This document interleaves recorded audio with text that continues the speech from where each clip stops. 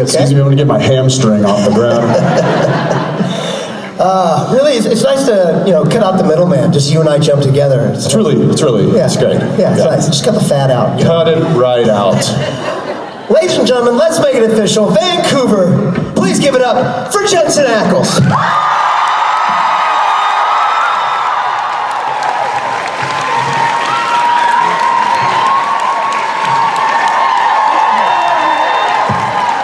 Look at this crowd.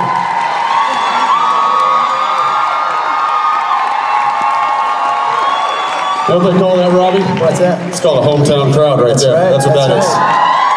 It's old home week. What's it been like? Being back? Yeah. When was the last time you were here?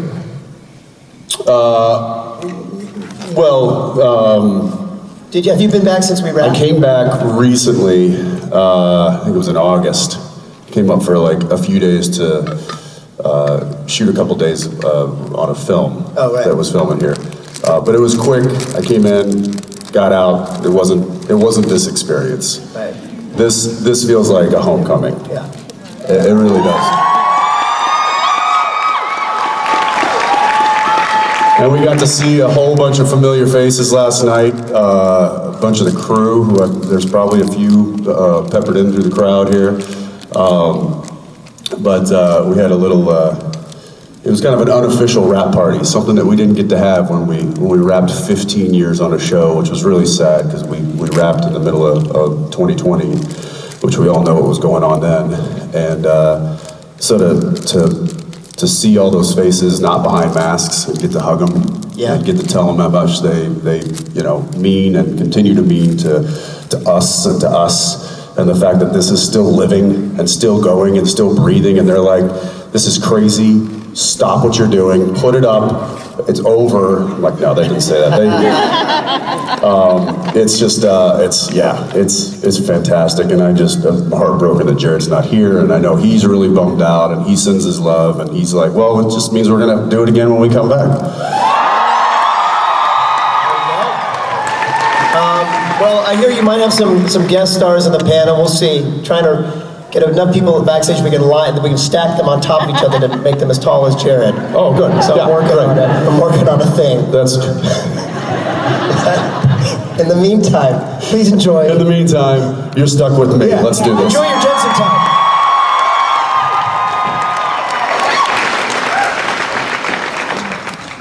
Well, hello.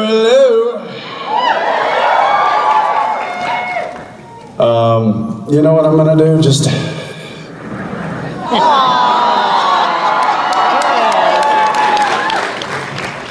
in honor of my boy. Actually, I got a better idea.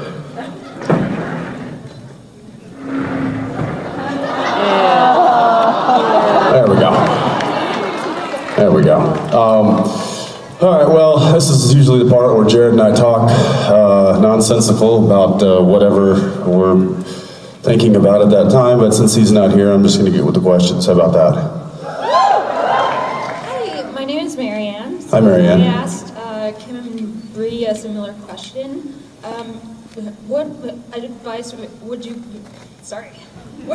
would you give to newcomers on set, whether it's cast or crew members? Have fun.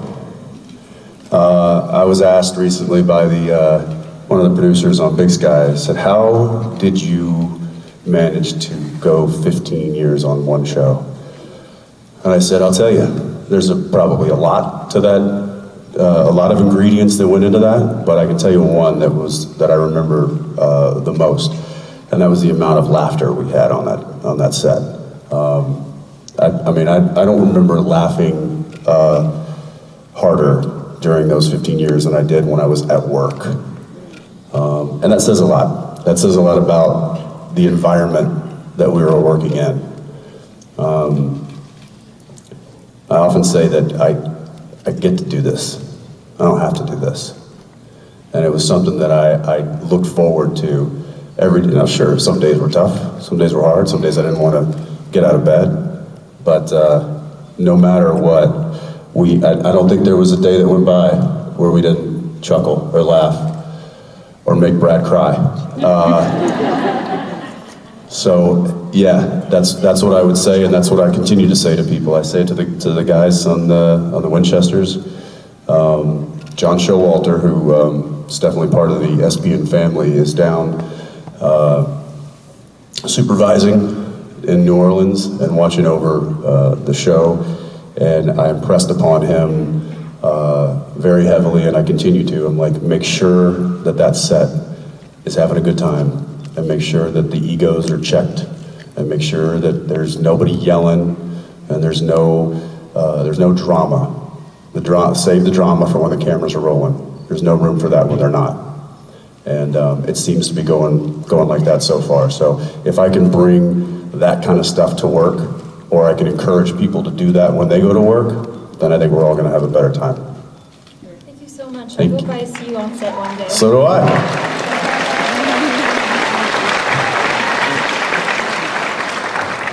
Hey there. Hi.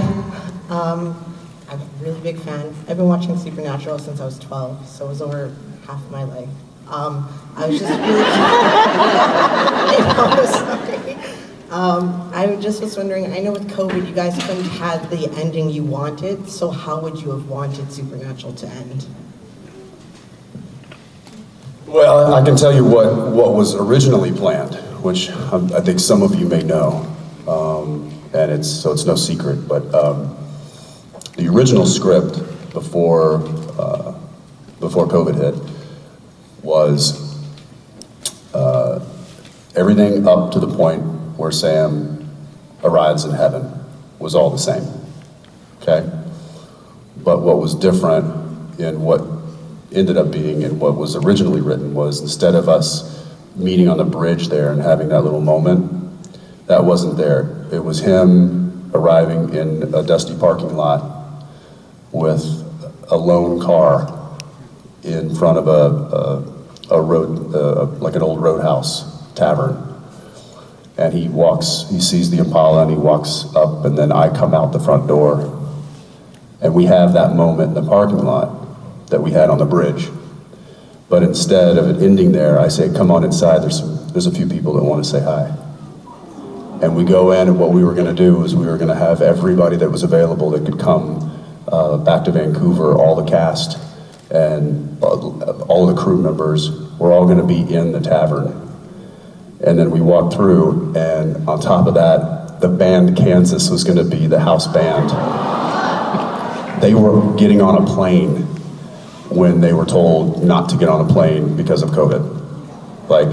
They literally were about to be here the next day when we shut down. So that's the major difference. And I would have loved for that to have happened. But unfortunately, we had to pivot and we had to do what we did. And I think it was fine. It was still a heartfelt moment. We just didn't get that extra sauce that would have been nice. Yeah, thanks. Yeah.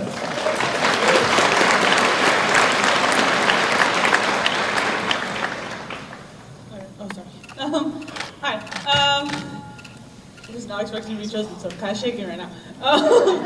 I'm shaking too, so that's fine. We're in this together. So my name is Luciana. My question for you, so I have family up in Austin, and I... Technically it'd be down in Austin. Down in Austin! I got you. We're gonna get through this together. So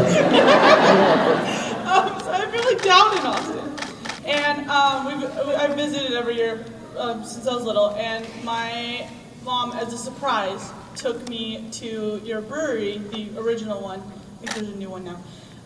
No, there's only one. Okay. Same one. And she got a video of my reaction, and I just bloody murder screamed when I realized where we were, and my stepdad turned around and was like really confused about what was happening. That's funny.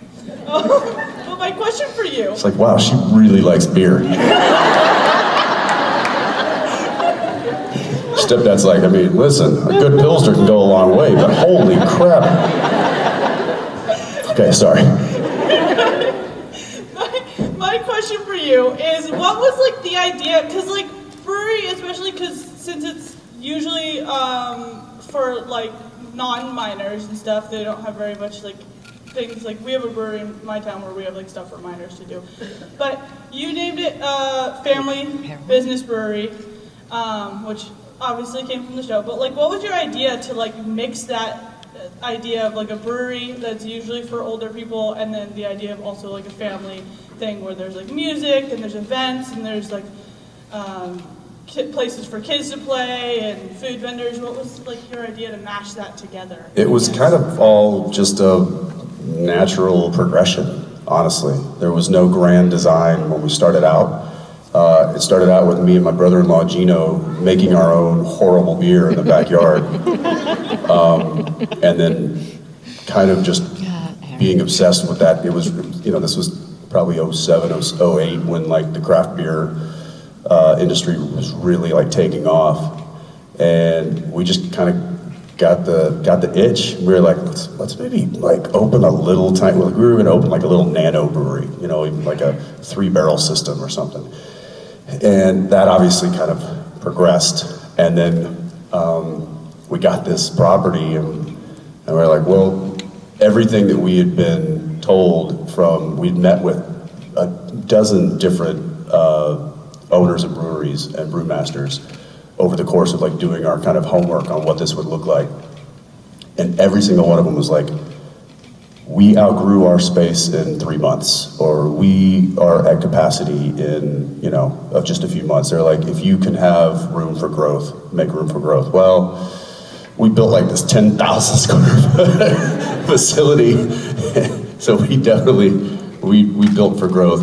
But then that just kind of like, we were like, oh, but we should have a place for like kids to play, because I had kids. So we put a playscape up, and then we were like, oh, we should do a bocce court, and we should have cornhole, and we should have horseshoes, and we should just make this like a place where people can come and hang out for the afternoon and have fun with a whole family. And all the while, we hadn't really picked a name for the brewery. We just kept calling it the Family Business because it was just Gino and I. And also, I thought it was kind of tongue-in-cheek because it also had a relation to the show. And then we went online, and it was like that name was available, because a lot of times there's like, copyright issues and stuff. And it was available. I was like, should we just name it that? Yeah, so that's how that happened. So literally, there was no grand design. It just kind of all happened naturally, and I think it fell into a really good place, and it's a good spot. If you're ever in Austin, you should try it out. Yeah. Thank you. Hey. Hi there, I'm Julie. This is my first con, so this is crazy. Welcome. Thank you. Have you and Jared ever gone driving in Baby around Austin because you miss playing Sam and Dean so much?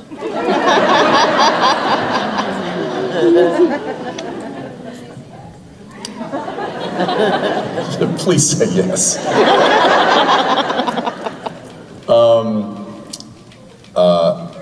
Yes. But not because we missed playing Sam and Dean.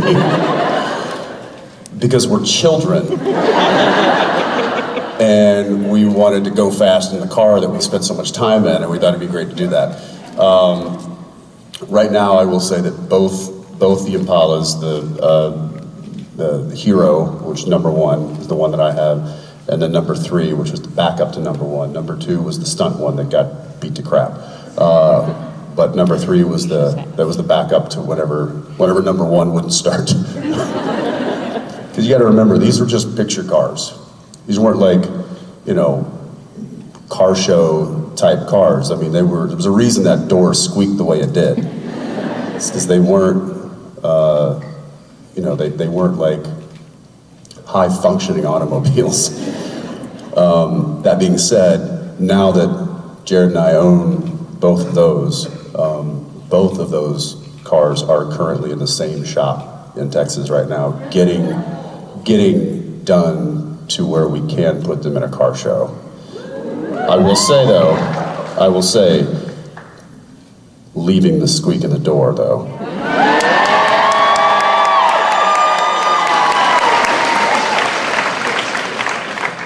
And not touching the paint job. So every scratch, every dent, every nick, every paint chip that was on the car when it was on screen will remain the same. We're just getting everything underneath it nice and reliable. And because we both live in Texas, we're also putting in air conditioning. And a sound system. Because what they did when Jared and I were there is they stripped the car of anything that we could annoy the crew with. It used to have police lights on the gone, because usually those were high beamed, pointed directly into the camera lens, and Brad was like, ow! They took the horn out, because that was always fun when somebody was right over the hood, like adjusting a light, and just be like, ah! They removed the horn. They removed the stereo system because we kept playing music. So they had to take a lot of stuff out of the Impala just so they could get through the day with us. Because again, we're children. So I'm having to put all that stuff back in now. So that it'll be street legal. But yes, I'm excited to get them back, and then Jared and I can race them down South Congress Avenue.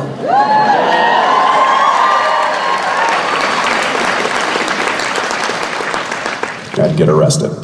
Thank you. Hey. Hi, I'm Shay from Seattle. First off, thank you so much for the Winchesters, you and the whole team. All of us here are probably really excited about it, but I just, and I'm sure you've heard this before, but the use of explicit, intentional, and non-tokenized queerness and color is just so important, especially in this world, so thank you for adding that to this world, this canon. Well, and I appreciate what you just said, like, not tokenized, not, you know, it is intentional, because I think it's a reflection of what we're really like as a society. Not now, but even then. It was just never talked about then. It was never shown. And so I think it makes absolute sense to be true. And that's where that came from, and I've never seen anything wrong with that or why that would be shied away from. So yeah, why not celebrate it? Thanks. So the question is, you know Dean better than anybody, obviously, and you know that in an emergency, he's somebody you definitely want on your team, but when it comes to emotional urgency, probably a different story. So if in 1518, if the empty had not come so quickly to take Cass, and if Dean had... I thought you meant the year 1518. I was like, all right, we're going back. It's the Renaissance. Let's do this. Is that the Renaissance? Right? Somebody who knows more than me. More than I do. Yes, that is the Renaissance? Nailed it! See, I can learn things. Okay, so season 15, episode 18. That would be the last, third, fourth, second. I'm dumb. Renaissance. If Dean had had more time to emotionally absorb what Cass had said, what do you think his response would have been? Great. Renaissance. You mean what would he have responded to in that moment had he had the time? Yes.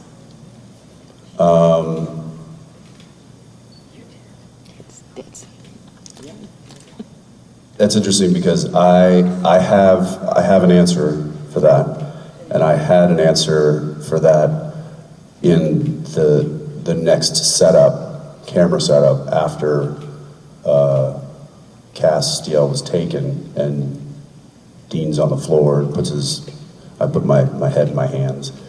And in that moment, I did that not because I just lost, because I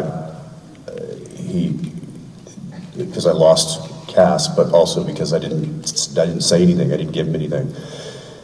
And what I had in my head was, I should have said, I love you too, and hugged him.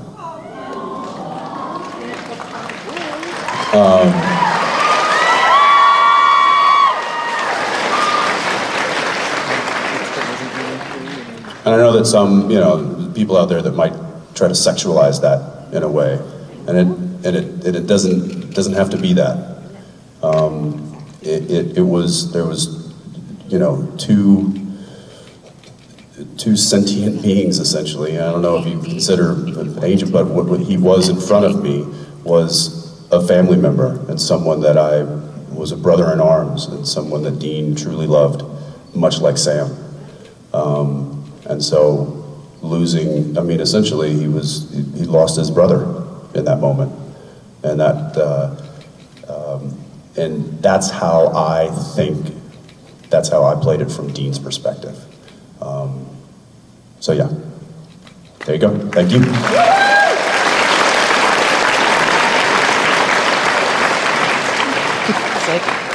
Hi. What is your favorite story to tell your kids? My favorite story to tell my kids?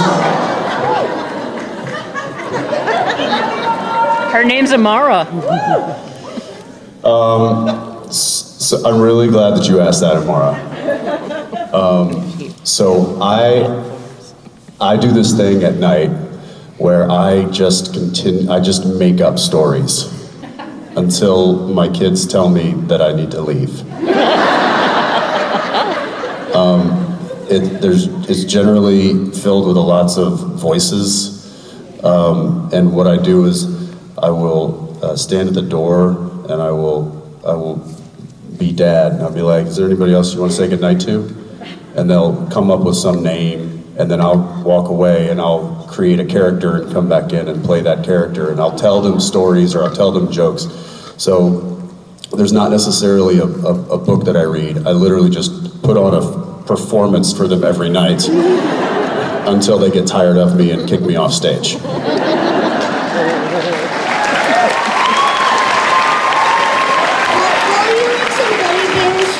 Wait, what? Say that again? Well, I like some Could I give you some gummy bears? Please. Are they half chewed?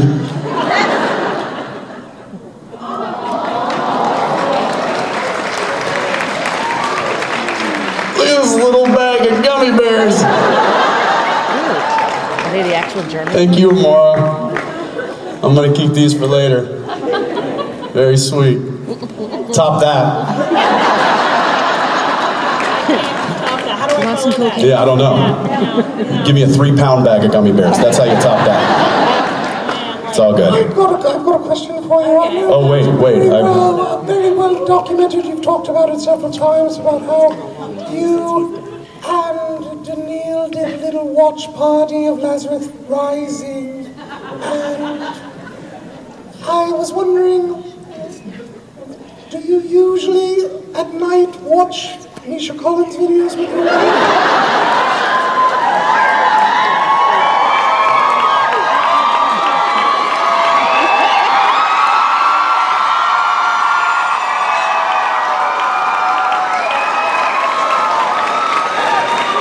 Because we're in Canada, I did that dialect. Oh, that wasn't Ruth? That was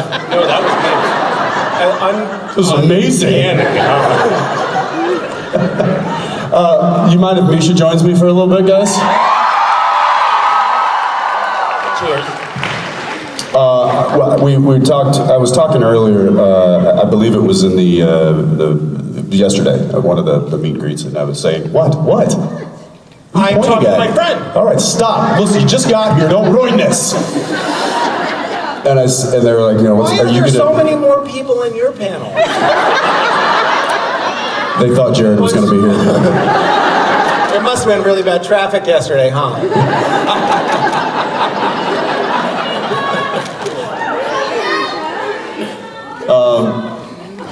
It doesn't matter. Whatever. You interrupted her question with a really silly question. What would you like to answer first? You, Misha. Me? Oh, me? Yeah. What am I? You want an answer to your horrible question? Yes. Or can I answer? No, I'll take my horrible. Okay. Yeah. Danneel and I did do a watch party of Lazarus Rising. We even videoed it and invited someone to join the Zoom and invited Misha into the Zoom, not the room, Zoom. The Zoom And had a three-way video conference. And what? Doing what on purpose? What on purpose? What are you talking about? Why don't you get out of the gutter? We had it, no. That doesn't work. No. Norton said who finished first. No, you don't repeat it. I was pointing that out to illustrate. You don't repeat. I was trying to illustrate. When I turn around and I say no, no. I was trying to illustrate how. Is there anybody else back there that could come out? Anyone? There's Brad. No, whatever. Never mind. Let's change the subject, please. Okay, I might bring it down a little. Okay. Oh geez, that was bad too. The Impala. One thing's been bothering me, because we all know in order to get to heaven, you gotta die first. So how did the Impala die? And why in God's not even remotely bothered if the Impala is now in heaven? Because I don't drive anything nearly that special, and if she showed up in heaven when I was there, I'm coming back down here and haunting the hell out of whoever for her. Like, not cool. Well, I don't think the Impala ever dies. There's just a heaven version of it. Yes. Thank you. And that's all there is to that. Which means, in the supernatural world of things, somewhere baby is just sitting, rusting. Collecting dust. Sam's son. So she's dying, is what you're saying. Which, ooh, Why wouldn't So she's Sam's son sitting have? there when we dying? do the reboot, that'd be a good scene. When we come back from heaven, finding the car. Let's talk to the team about that. I mean, it would be in Sam's garage. Maybe Sam's son is driving it. Welcome to 5 minutes ago. What's his son's name? Dean. That's right.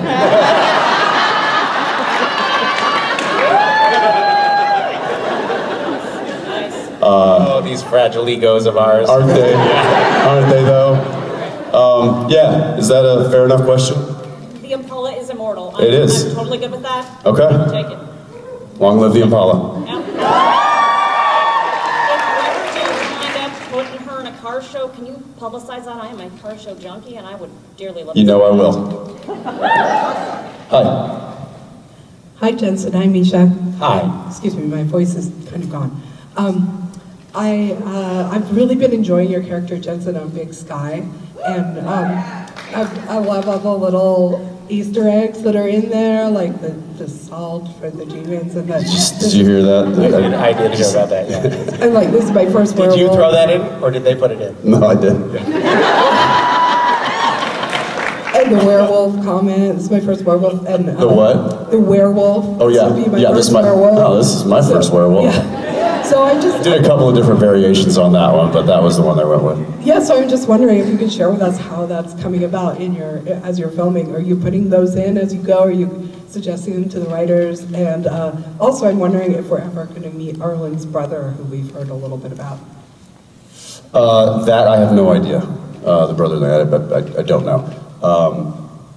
Do you forget you're not filming Supernatural? Does that happen? No, I'm basically just being a different version of Dean. If it ain't broke, don't fix it.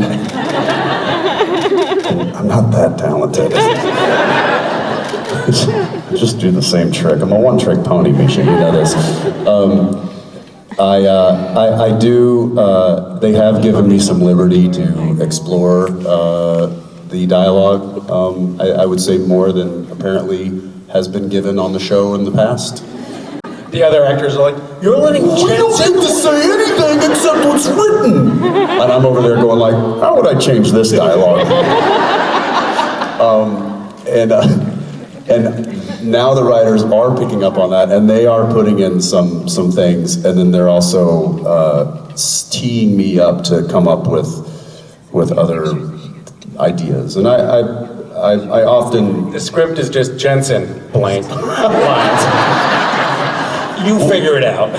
No kidding, I forget what script it was, but it wasn't one time, but I remember one of Robbie's scripts in Supernatural, he wrote in there, he was like, and then just whatever Jensen wants to say in the stage direction. Like, I'm not even gonna write the dialogue, just however he wants to respond to this situation, he can respond. And not even Dean, like Jensen, in the, yeah. I love that goes to the network and then the studio, and they're like, "Yep, this is a good script. This is fine." Yeah, we'll sign off on that. We'll sign off. Yeah, so I am getting a little bit of fun freedom on Big Sky, which is it makes it fun. I enjoy it. Yeah.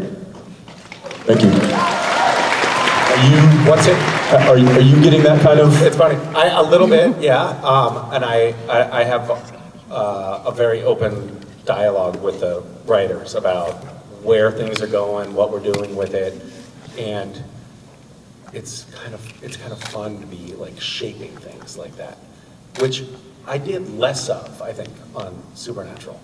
It was also largely character, It was codified at that point, and Yeah. now we're I mean, both of us. Whatever are that like, means. Right. Right. Hey, when was the Renaissance? Renaissance. When was the like Renaissance? Cod. Like a yeah. cod piece. Yeah, cod piece. So Wait. I'll never forget when I was having my Soldier Boy fittings. There came the moment when the bucket of cod pieces came out, and I had to choose one. you're like, I'll take that tiny little one right there. That's a perfect fit. Here's the funny thing is, I picked one after a few tries, and the one I was like, oh, yeah, this is good, and then like I was talking to Jeffrey Dean, and he was like, hey, how's the Soldier Boy outfit coming along? I heard those things are amazing. And I was like, yeah, I just went in for like my 4th fitting. And he's like, talk to me about the cod piece. And so I sent him pictures, and I'm like, well, it's between 1, 2, and 3. And I realized I'm having a conversation with my dad about the size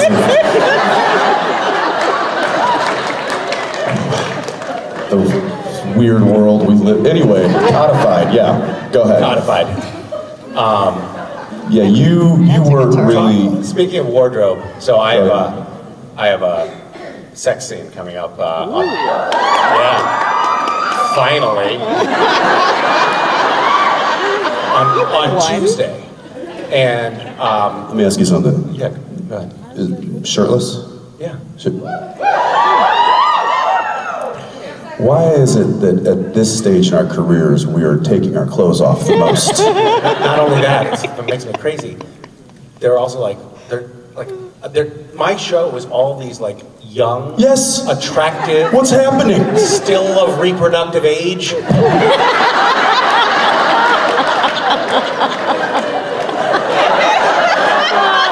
Oh, he's born out dead. And they do this to me? Don't insult the audience's so many intelligence. comments right now in my head. Anyway, so you know how it is, right? Like you have a shirtless, naked scene coming up. You stop eating. You get breast implants. Yeah. And I've been running lately, and I run with a pair of shorts that come down to about here, and I overheat, so I run with no shirt on. Oh, so no.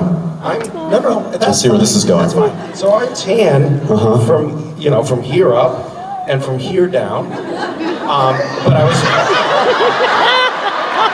I I was looking in the mirror the other day, and I was like, I have this scene coming up, and it's there's this like blinding light coming from the midsection.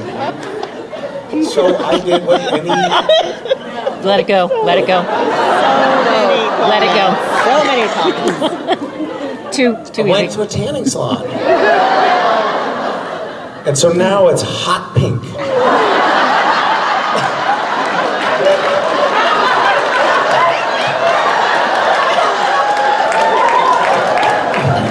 Bro, why didn't you call me? Spray tan. It's called a Spray spray tan. tan. I know, a lot of people have already told me about that. I just thought it's so Trumpy.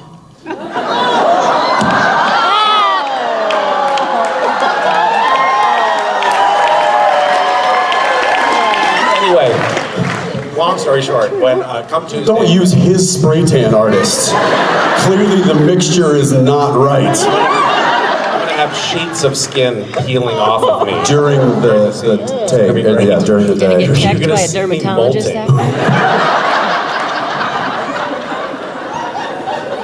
So sexy.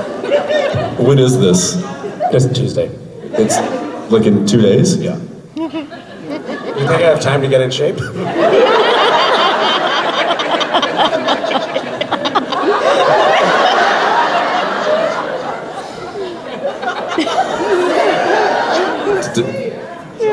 I have 2 words for you. Yes.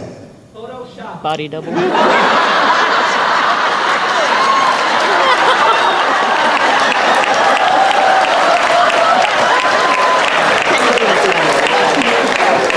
Somebody yelled out, Photoshop.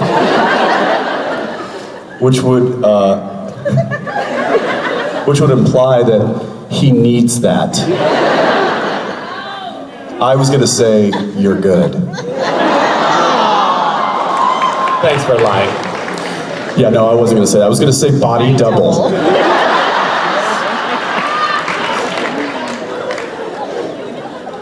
I fell for that. I thought you were being nice. No. Yeah. No, you're out of practice. Hello, guys. You'll be fine. Chin up. My name That's is what she Ellie. said. I've flown here from Australia. It's been amazing. Okay. So, Jensen, your performance in The Boys was outstanding. It was... Okay, so Misha, this doesn't concern you, but you can... Stand down, Misha. You're good. My question is, how does Soldier Boy compare to Dean Winchester? Oh, I mean, Bigger I don't know. codpiece. I think there's quite a big difference there. I mean, Soldier Boy's from a different time. You know, he would be. There's a possibility that he could be Dean's grandfather, which Dean would be like, "Hey, Gramps, listen, I got your gruffness and maybe some of your toughness, but you can't say that. You're gonna get us all canceled."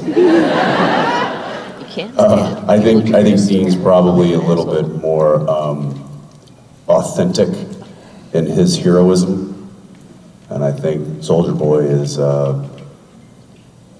basically a fake, and he's a big problem, and he is trying to cover that with his grandeur and his superpowers about how weak he is inside and how much of a complex he has. I don't think Dean has that. I think Dean's pretty secure with who he is, and he believes in himself and has the confidence that he's doing the right thing. Soldier Boy is kind of a mess. Yeah, I think Soldier Boy wishes he was Dean. Oh, 100%. 100%. Yeah. But would never admit that. Also, I think Soldier Boy is in it for himself. Yes. And Dean is he's on a mission. Like he's fighting for Everyone else. a greater good. Everyone else before self. And, yeah, I think you can see that out in the world, like people that behave that way. And Dean is the epitome of how you want to be, and Soldier Boy is like the pitfall. And they're very close together. Like you could very easily veer from one to the other. But I think it's about being like out for yourself as opposed to out for the greater good. Yeah, ego, really. There's that moment in The Boys where you think that Homelander is bringing his father in, and it's going to be this reunion and this, joining forces, and Soldier Boy just, he says, basically, you disgust me. He turns into his father.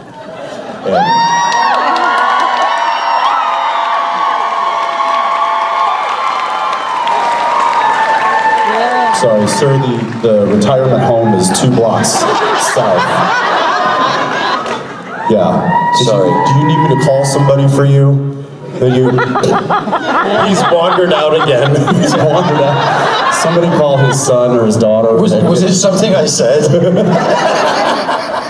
Mark Sheppard, ladies and gentlemen.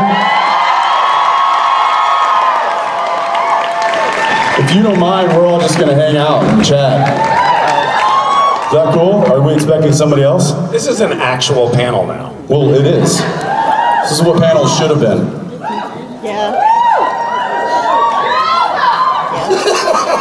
I missed you guys. I really missed you guys. It's been a while. How's it going, big guy? It's going good. I'm working for Jared now. That's what I hear. Yeah. But let's be honest. Haven't we always been working for Jared? It's a long way up there. The air is thin. I'm working for the Moose. We're all working for the Moose. How you doing? I'm good. You're doing some crazy stuff on TV right now. I'm really amazed. Have you seen him on The Boys? We're just talking about that. The difference between Dean and Soldier Boy. Yeah. We've seen Soldier Boy. When are you going to get a job?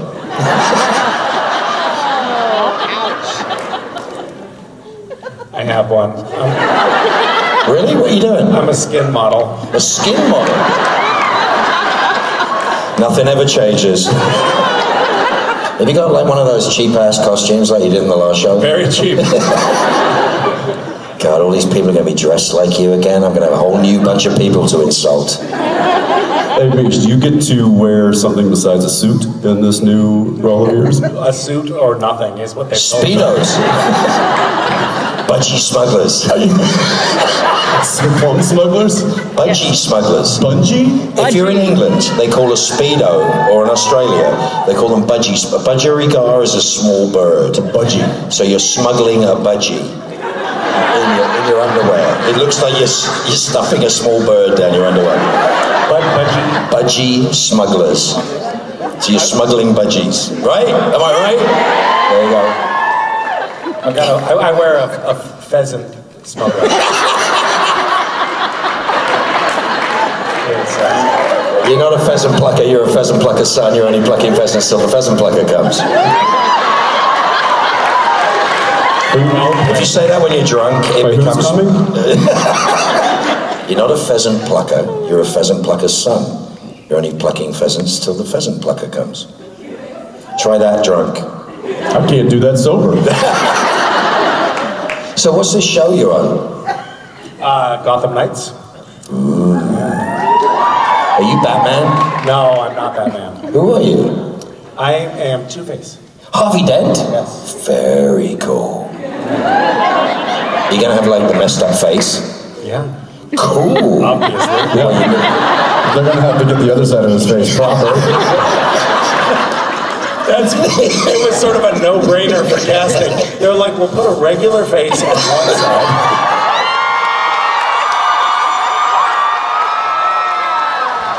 Why have you got Borja's chair? Oh, there you go, sir. It's a pleasure to serve you. Tips are not required, but they are appreciated. No one's got it? Okay, I'll hit you by the show. Oh, hey, everyone! Mr. J. Gable. Hold on a second, that was pathetic. Ladies and gentlemen, Jake Abel!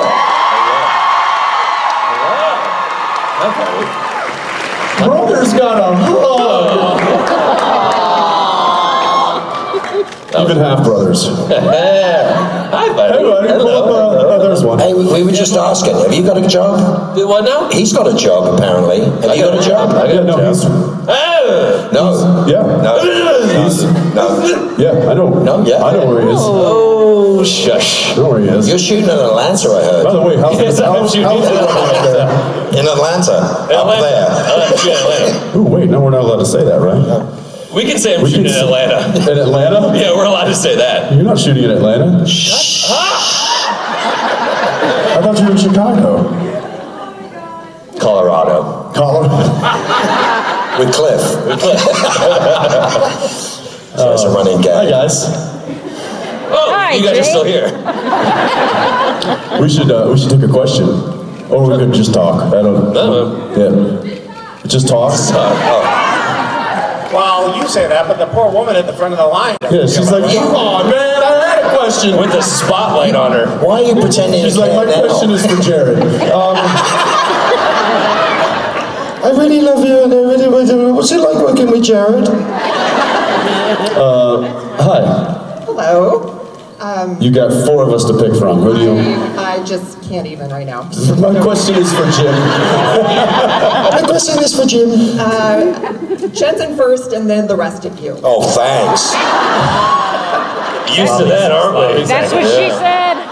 Sloppy seconds, thirds, and fourths. I like them dirty.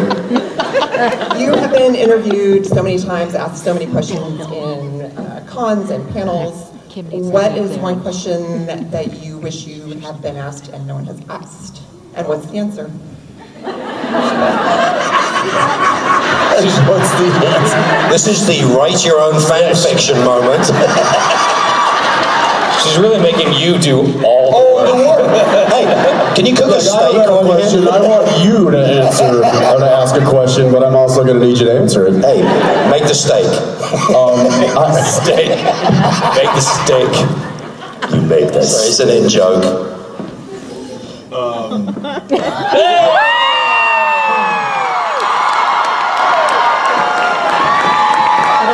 I'd offer to help you with that, but you're stronger than me. Question should be, can Ruth join my panel?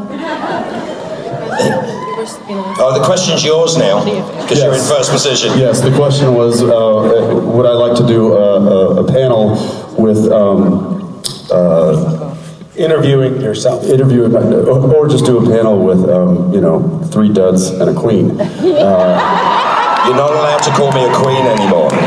Am I not? Oh, that's right. That's Soldier Boy talking. Sorry. The question or the comment was, what's a question that you wish you have been asked that haven't, and what's the answer?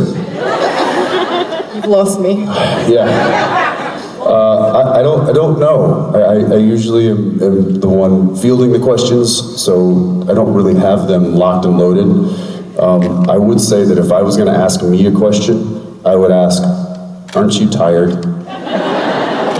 Don't you think she knows? Well, can I just add that a lot of times at autographs, people come up and say, "You look so tired," just as a statement. And tonight there will be an autograph session, and if anyone feels like saying that, maybe don't.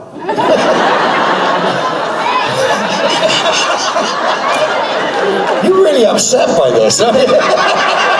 I know I look tired, and that's how he got the role. Harvey Dent. I'm tired twice. I know what the question is. I know what the question is. Why? And the answer is because. Thank you. There you go. That was a good one. You got a better one? That was good. You like that one? Good. Right to the gate. Next. Following on from what Misha said, though, it's more about what comments I would like people to say. And people say things like, today a lady said, it was so lovely, she said, you're even prettier in real life than you are on screen, which is different to, you're actually pretty in real life. Jensen gets that all the time. Just an FYI, And I do get, oh, you're taller than I thought you would be. Yeah. All the time. Hey now. That's on Jared. Oh, and that's, well, yeah. We look like midgets on screen. You look like midget. You bastards. Every time you took a 4-person photograph of me, you're on tiptoes. And people coming up to me going, you're 5'6" in photographs. I'm like, I'm not short. I'm only short on this show. then I came along and just made you all look like giants. So. Sorry, who said that? Wasn't it your wife that somebody went up to and said, oh yeah, your husband's on Supernatural? It was Jen. Is he the tall person? Is he the tall one or the short one? No, it was even better than that. It was Genevieve, and they said, are you married to the short one or the one from Seventh Heaven? Which is Barry Watson. And she goes, well, neither.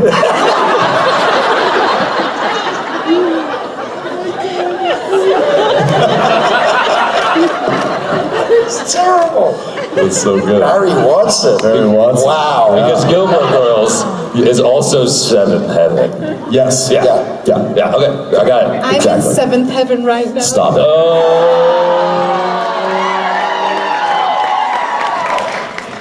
Next. Hey. Hi, my name is Regina. I'm from Bremerton, Washington. And just FYI, I'm a late bloomer when it came to Supernatural. I don't know how many panels I saw at San Diego Comic-Con with Supernatural. I had no idea who you guys were. So, we neither. Wait, were you in Hall H watching our panel and not knowing who we were? pretty much, yes. And were you just doing that because you wanted to be there for whoever was coming on next? Vampire It Diaries. was coming on next. It was there. I was there for some other reason other So than you trying to tell me right now in We all were your the sloppy years seconds. that not everyone in that hall was there for Supernatural? I wasn't even there. Do you know who I am? You mean I'm Jake.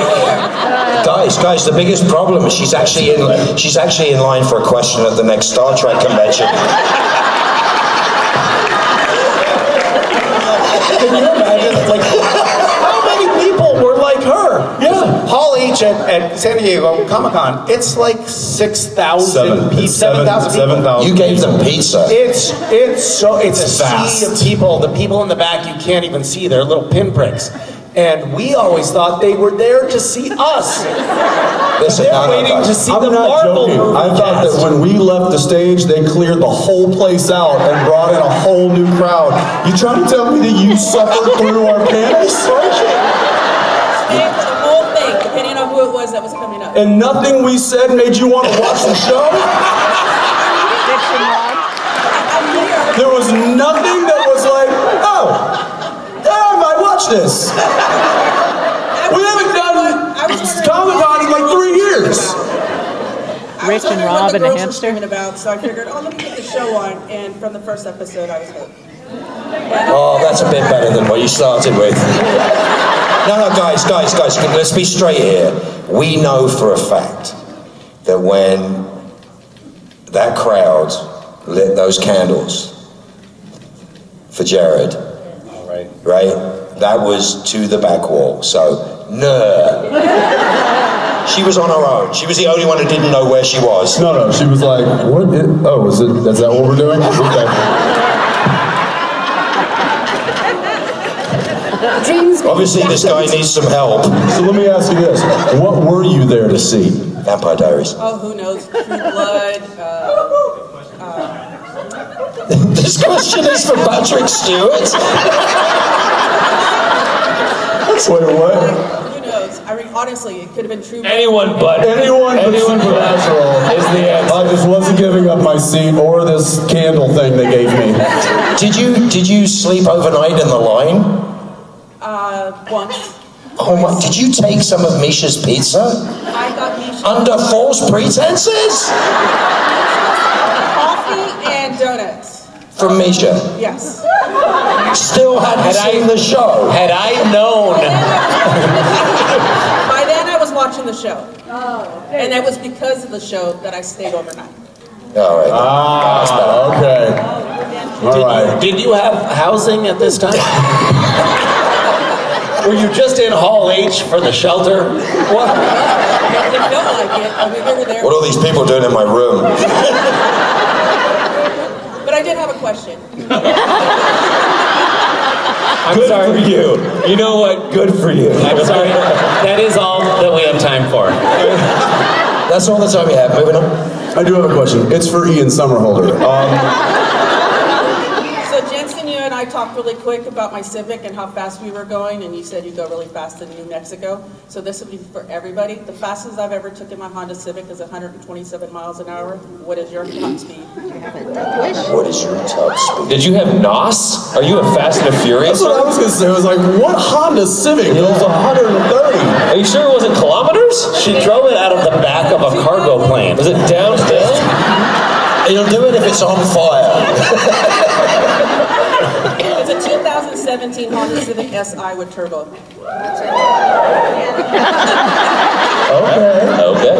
All right. I didn't realize we had a Honda sales rep here. I've been in airplanes that go slower than that. I bet you could get that for sticker price. I think I could. As long as it's better than Jared's, I don't care.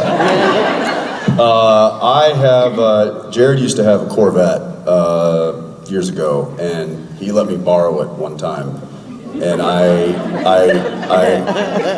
never drove it again. I think I was in the 130s. Really? Yeah. It's not that fast. It was. It's almost as fast as a Honda Civic. I'd rather go mudding than go fast. Where were you going 130? Who else did you put in On a danger to go controlled 130? road with professionals. Yeah. It's in his driveway. Yeah. It was a school zone. Otherwise, he'd been doing 140. No, it was Sea to Sky.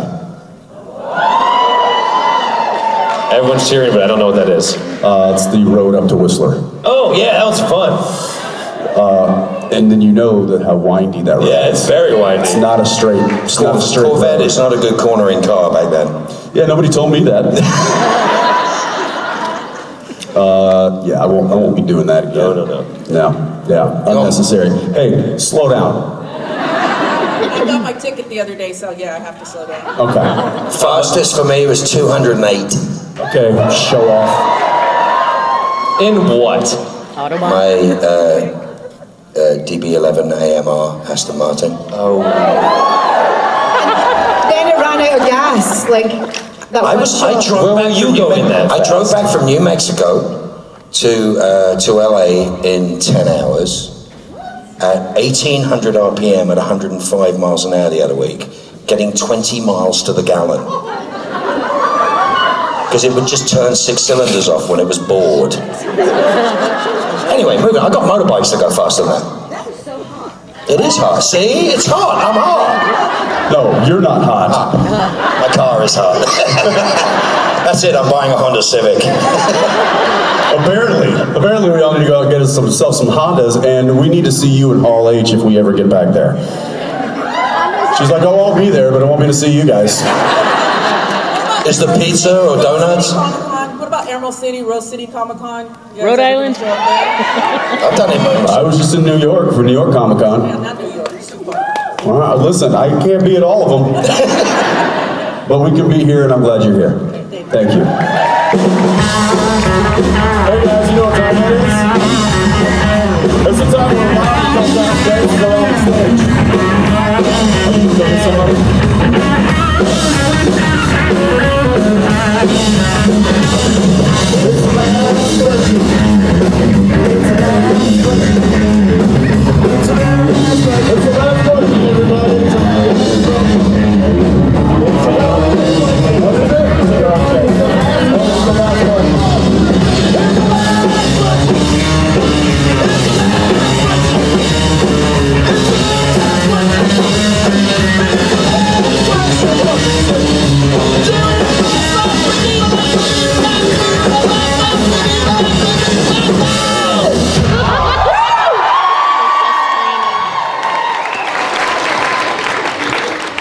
SP and family, this here is Kira. And she's from Texas. in Athens, which is kind of southeast of Dallas, out towards Tyler. It is the last question of the panel. This complete debacle of a panel. Sorry. Yeah, no, I'm definitely blaming you. Where did Jake go? What? Jake? He left. He knows when to leave. He knows. He knows. What is your question? Jensen. It's like a rope that came down. He said, My question is very specific. You'll have to excuse our. It's a Jensen question? He hasn't taken his meds. Are you sure you want to do that for the last question? I mean, it could have also sort of applied to Jared, but... He's not here either. Okay, so if you want to answer... Sure. It's just, you can try to answer it. Jake can also answer. What happened? This last question is for you. Okay, I would love to answer. What's going on? So, my question for Jensen is... So we know that you worked with Danneel on Ten and Shiro when you were just kind of getting to know each other. And what is kind of the biggest difference, or in what way was it different, acting with her again when she was on the show? Well, when she came on Supernatural? It was much like it is in the kitchen on a normal basis. She calls out the fact that I'm not on my mark, and she's like, "Are you really going to say it like that?" Yeah. I'll be like, get into my Dean thing, and she's like, "Oh, why? What is? What are we doing?" Yeah, she's like, "What are we doing?" And I'm like, this is 15 years. And she's like, I know, but really, are we, because is anybody believing the voice at this point? And I'm like, you're kind of embarrassing me in front of my crew right now. And she's like, you've been embarrassing yourself for 15 seasons. That's actually spot on, by the way. I'm laughing because it's true.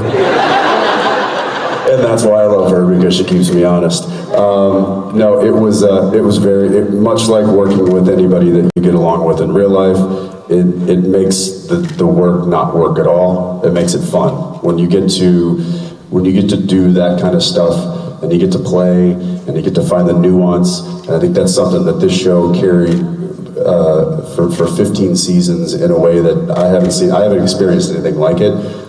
Every player got to really play. And so Danneel was like, oh, this is what you guys do all day long. She's like, and I thought you were working.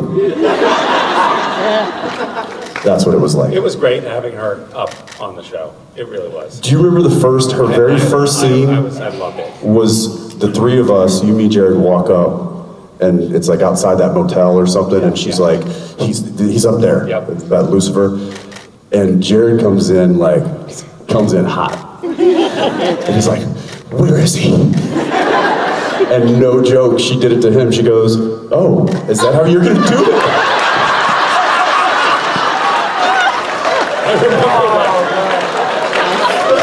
Put him on his ass. Like, he was just like, what? By the way, direction he needed at the moment. And he was he came in a little hot in that moment.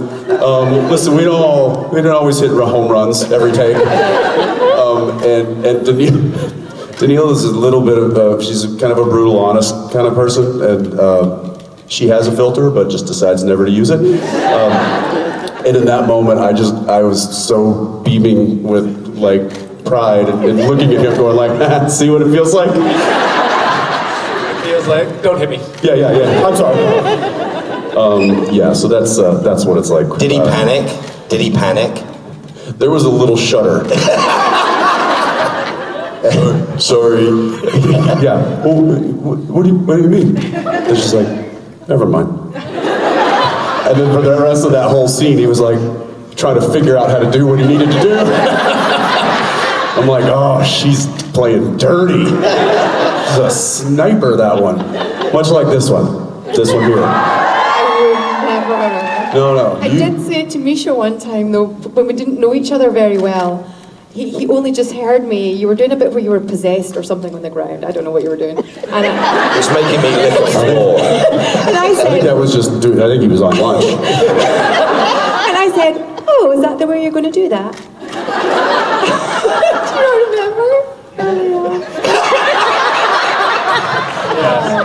Cut you to the quick. Yeah, thank you for the last question.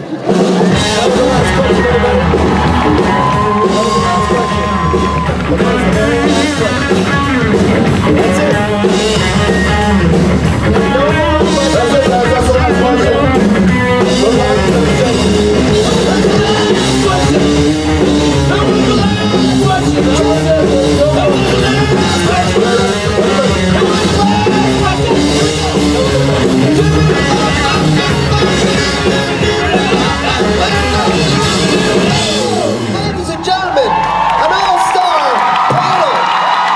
Mark Sheppard, Ruth, Misha, Jake Ackles, and of course, Jensen Ackles.